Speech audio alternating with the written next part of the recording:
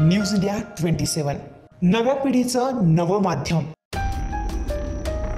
जुन्या नाशिकमधील चौक मंडी येथील नुरी चौकात असलेल्या वाहन बाजार दुकानाला सोमवारी सकाळी 7:15 वाजेच्या सुमारास भीषण आग लागली आहे। क्षणार्धात आग वाऱ्यासारखी पसरल्याने शेजारील भंगार मालाची 2 दुकाने व या पाठीमागे असलेली 2 घरे आगीच्या भक्षस्थानी पडली आहे। अग्निशमन दलाच्या सुमारे 20 जवानांनी 9 बंबांच्या साह्याने शर्थीचे प्रयत्न करत तासाभरात आगीवर नियंत्रण मिळवल्याने मोठा अनर्थ टळला।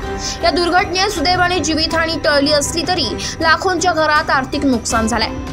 त्यामध्ये 2 घरं संपूर्णपणे जळाली आहेत। त्यामध्ये संसार उपयोगी सामान पूर्णपणे जळाले व वाहन बाजाराच्या संपूर्ण 2 व्हीलर गाड्या पूर्णपणे जळाल्यात। सदर आगीवर कंट्रोल करण्यासाठी CA4 सर SK बैरागी साहेब, सब ऑफिसर PB परदेशी सर, लीडिंग फायरमॅन DR गाडे, KT पाटील, प्रदीप बोरसे, संतोष आगलावे, राजेंद्र मोरे, अनिल गांगुर्डे, सोमनाथ पगार, हर्षद पटेल, विजय मुसळे, सिद्धार्थ भालेराव, फायरमॅन विजय नागपुरे, मंगेश पिंपळे व वाहन चालक शरद देटके, गणेश गायधणी, नाझीम देशमुख, अशोक सरोते, बाळू पवार, काझी गणपत धोत्रे, सुदाम सोनवणे यांची मदत झाली आहे। माझ्या दुकानात शॉर्ट सर्किट झाला आहे आणि समोर एक पोल आहे आणि माझ्या दुकाना बाजूला एक पोल आहे।